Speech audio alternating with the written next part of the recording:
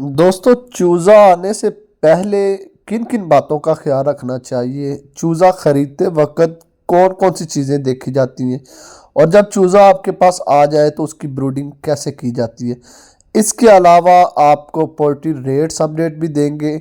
आपको एक दिन का हर उम्र और हर नस्ल का चूज़ा आपको साथ साथ बता देंगे।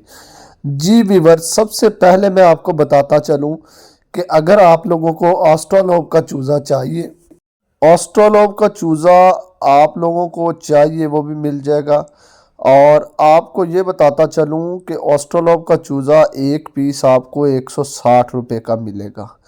सेकंड, आपको ये बताता चलूँ कि जो लोहमन ब्राउन का चूज़ा लेना चाहते हैं वो 220 रुपये का उनको मिलेगा। जो RIR का दोस्त चूज़ा लेना चाहते हैं वो उनको एक पीस जो है 170 रुपये का मिलेगा। ये एक दिन का चूज़ा होगा। अच्छा, जो दोस्त हमारे पास गोल्डन मिश्री का चूज़ा लेना चाहते हैं उनको एक पीस 80 रुपये का मिलेगा। आप ये चूज़े की क्वालिटी देख सकते हैं। A1 क्वालिटी का चूज़ा हमारे पास अवेलेबल है। आपको 100 से कम नहीं मिलेगा। 100, 200, 1000, 2000, 5000, 10,000, ठीक है। लेकिन इसके लिए आपको बुकिंग करवाना पड़ेगी। और साथ साथ आपको दोस्तों ये बताते चलें कि ये A1 क्वालिटी चिक्स है हमारे पास अवेलेबल है। हर 3 दिन बाद हमारा हैच होता है। 40,000 चूज़ा हमारे पास निकलता है। अच्छा बीबर, आपको ये बताते चलें कि जब पहला दिन चूज़ों का होता है, सबसे पहले आपने किसी ट्रस्टेड बंदे से लेना है। जैसे अल्हम्दुलिल्लाह हमारे पास ये माल मौजूद है, इसमें से लेना है। अच्छा, चूज़ा ऐसी क्वालिटी का हो जिस आप हैचरी से लें, उसका मायार अच्छा हो, यानी वो हैचरी जो अंडा जो है वो जहाँ से ले रही है उनके ब्रीडर अच्छे हों, उनमें साल्मोनेला और उसके ब्रीडर के अंदर साल्मोनेला और योक इन्फेक्शन ना हो। और आप ये देख सकते हैं अल्हम्दुलिल्लाह हमारा सेटअप है। जैसे हम इसकी सफाई, इसके अंदर ये चिक्स मास्टर की मशीनें हैं, इसके अंदर बेहतरीन किस्म का जो माल है वो लगा हुआ है। आप ये हमसे ले सकते हैं। अच्छा, अब पहले दिन की ये क्वालिटी देखनी है, उसके बाद आपने जिस हैचरी से चूज़ा ख़रीदना है, चूज़ा अच्छी क्वालिटी का हो, उसका वज़न अच्छा हो, वो प्रॉपरली खुश्क हो, ए ग्रेड चूज़ा हो, वो आप किसी भी नस्ल का ले सकते हैं। अच्छा, अब आपको ये बताता चलें कि जब चूज़ा आप दोस्तों ने ले लिया, आप वीडियो में देख सकते हैं कि कितनी अच्छी क्वालिटी के चूज़े हमारे पास मौजूद होते हैं। अब चूज़ा आपको पहले बुकिंग करवानी पड़ेगी। वो फिर आपको बताएंगे कि एक दिन बाद या 5 दिन बाद आपका चूज़ा या हफ्ते बाद आ रहा है। उससे पहले जो एक फार्मर को काम करने चाहिए वो क्या क्या है? सबसे पहले मैं बताता चलूँ कि एक फार्मर के लिए चूज़ा आने से पहले वो अपने फॉर्म की अच्छी तरह सफाई करे। और अगर पहला फ्लाग है फिर भी, और अगर इससे पहले डाला हुआ उसको निकाल के सारा बुरादा उसके नीचे वो चूना कर दे। चूना समझते हैं आप लोग, कली जिसे हम कहते हैं, वो कली नीचे कर दें ताकि वो इंसेक्ट से सब चीज़ों से पाक हो जाए। फिर उसके ऊपर अगर बूरा मिल जाए, बूरा ये जो लकड़ी का है, ठीक है, बारीक वाला नहीं, सख्त वाला लकड़ी वाला जो बूरा वो मिल जाए, वो आप दोस्तों ने ले लेना। और अगर वो नहीं मिलता आपको बूरा, तो आप चावल का छिलका डाल लें, वो नीचे डाल लें। अच्छा, इसके ऊपर चूँकि छोटे चूज़े होते हैं, वो नाजुक होते हैं चूज़े, उनके पैरों के ऊपर जो पंजे जो हैं वो पहले 2 दिन 3 दिन ख़राब होने का ख़दशा होता है। ऊपर ब्रूडिंग पेपर मिलता है। अगर ब्रूडिंग पेपर नहीं है तो आप दोस्त जो है ब्रूडिंग पेपर की जगह पे उसके ऊपर अखबार या कोई कागज़ या रद्दी का कागज़ आप लोग लगा सकते हैं। अच्छा, एक और बात है कि जब आपके पास चूज़ा आए, गर्मी हो या सर्दी, आप लोगों ने उसके टेम्परेचर मेंटेन करने के लिए भट्टी, कोई हीटर या हीट का कोई भी सोर्स, मोस्टली बड़े पैमाने पर जब काम किया जाता है तो भट्टी का इस्तेमाल किया जाता है। कुछ लोग अब ब्रूडर का भी इस्तेमाल करते हैं। अच्छा, वो होना चाहिए।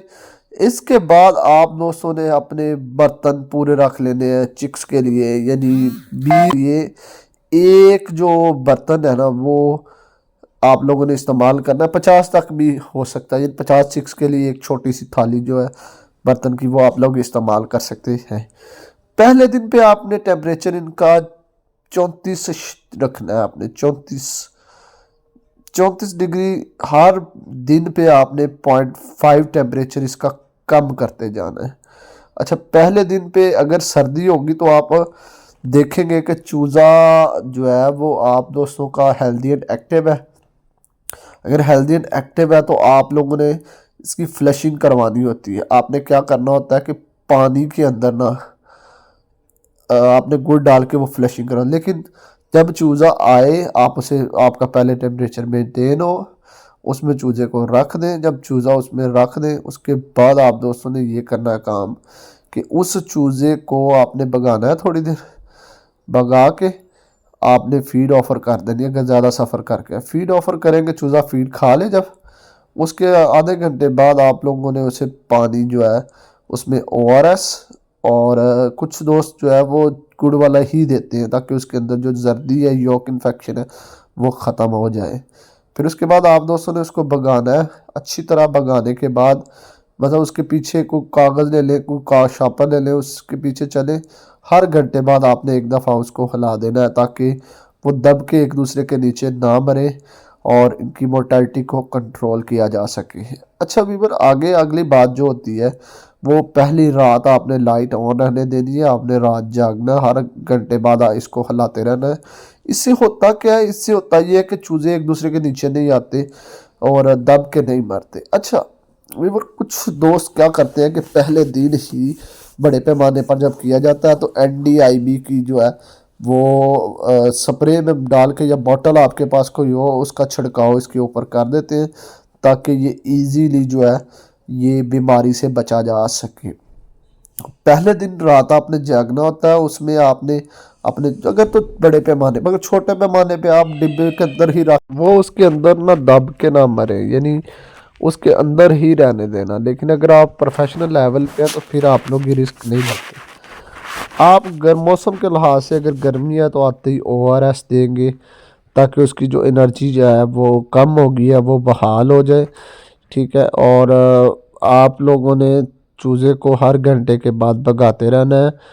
और साथ साथ आपको ये बताते चलें कि चूज़ा जो है वो आप लोगों ने किसी ट्रस्टेड बंदे से लेना है, अच्छी क्वालिटी का चूज़ा। और ये भी आपको बताते चलें कि चूज़े को पालना एक आर्ट है। उसका टेम्परेचर पहले जो 7 दिन होता है वो 34 डिग्री ही रखा जाता है, कम नहीं होने देना, फिर अच्छी ग्रोथ नहीं आती। पानी इनको 24 घंटे आपने अवेलेबल करना है। फीड इनको 24 घंटे, इनके जो बर्तन होते हैं वो 24 घंटे भरे होने चाहिए। उसकी वजह यह है कि जितनी अच्छी FCR यानी जितना अच्छा वज़न चूज़ा पहले 15 दिनों में करता है उतना कभी भी नहीं करता। ब्रूडिंग के अंदर आपने इसको एक अच्छा विटामिन वाइटासल सुपर लगाना होता है और साथ साथ आपने जो है एंटीबायोटिक करनी है। अगर आप छोटे पैमाने पर कर रहे हैं 500 700 100 200 तो आप लोगों ने एंटीबायोटिक के तौर पर इमॉक्सल इस्तेमाल करवा सकते हैं। आप लोग इसे कैरिसेफ अच्छी मेडिसन है वो इस्तेमाल करवा सकते हैं। लेकिन अगर आप दोस्त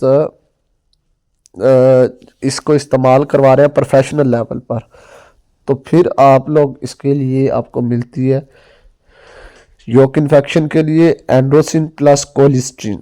अगर आप छोटे पैमाने पर कर रहे हैं तो 300 की 400 की डिब्बी भी आपको मिल जाएगी छोटी पैकिंग के अंदर। एंड्रोसिन प्लस कोलिस्ट्रीन योक इन्फेक्शन के लिए, साल्मोनेला के लिए, जर्दी को गालने के लिए। जर्दी का सबसे ज़्यादा मसला होता है आपको पहले 7 दिन। अच्छा, तो इसके लिए आप एंड्रोसिन प्लस कोलिस्ट्रीन आप इस्तेमाल करवाएंगे, वो आपके चूज़े को एहतियातन जो है वो इस्तेमाल करवाती है और इस वायरस से बचने में मदद देती है, जिससे आपका चूज़े की मोर्टेलिटी नहीं होती और इनडायरेक्टली आपका प्रॉफिट होता है। साथ साथ आपने चूज़े को 2 दिन तक लाइट देनी है, उसके बाद रात को लाइट आपने बंद कर देनी होती है। आप अपने चूज़े को अच्छी केयर, देखभाल, बार बार लोगों का आना जाना ये नहीं होना चाहिए जब तक उनकी ब्रूडिंग चल रही होती है। अगर कोई जाना बहुत ज़रूरी हो तो उसके पाँव पे चूना लगा के या डिटॉल का स्प्रे करके फिर उस बंदे को अपने फार्म के अंदर शिफ्ट